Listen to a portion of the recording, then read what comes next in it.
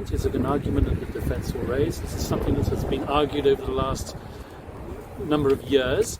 It's certainly not an argument that I'm going to litigate here in front of the media.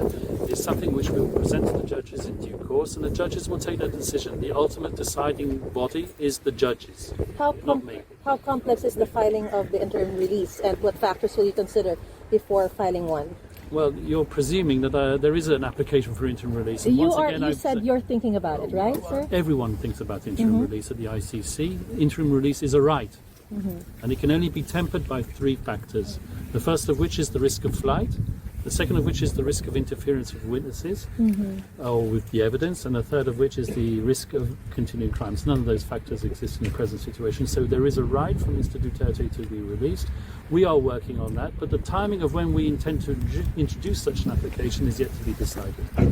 Has the former president made any statements or requests regarding the ongoing protests in support or against him, and why or how will this protest interfere with the case? Well, what I want to say on that matter is that the other day he celebrated his 80th birthday. There was a huge outpouring of support and love both in the Philippines and here in the Netherlands. And that has touched him, he's been made aware of it, and he's very grateful for that. The family want to make it clear, and he endorses this, that there should be no interference with the judicial process. The politics is one issue. He's aware of what's going on in the Philippines. Politics will take its course. But that has nothing to do with what's going on here at The Hague.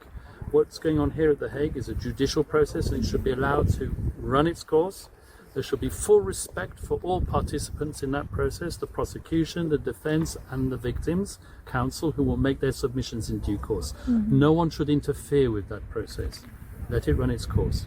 Yes, we understand that, but has the present or the ongoing protests or gatherings of the supporters have made any impact already for the president to actually I think I've answered that request question. that? I've told you that the president has been made aware, that the former president has been made aware of the outpouring of support and love for him. It's touched him, especially on his 80th birthday. Yes, we understand that, but for him to be able to or to actually request his supporters not to interfere, has it gone? That's fully endorsed by him and his family. That's their wish and prayer.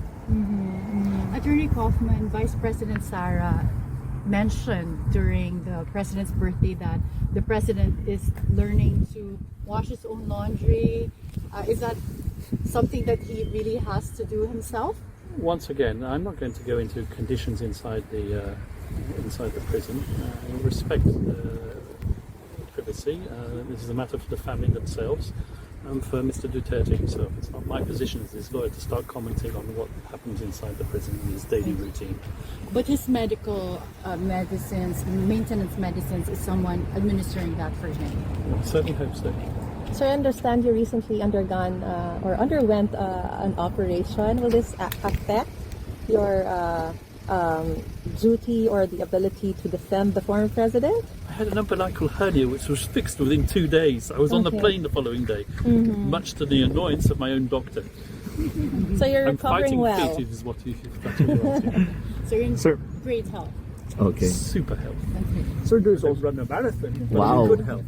so there's also an argument that they say that the cases filed or the cases happened during the time that we are still part of the ICC. The Philippines is still part of the ICC. Would you care to comment to that?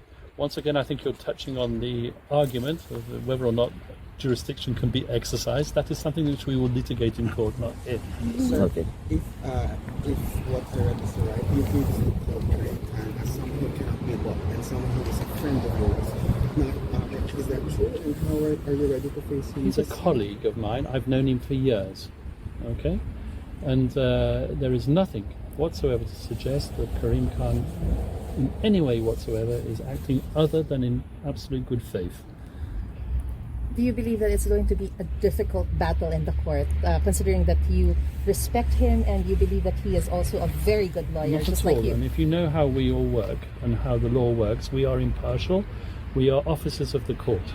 That is the most important thing. We have a duty to carry out. My duty is to do my absolute best for Mr. Duterte, and I hopefully will ensure his acquittal. Mr. Khan's duty is to ensure that justice is done, and I trust that he will do that. Thank you very much. Thank you so much. Thank you, Attorney.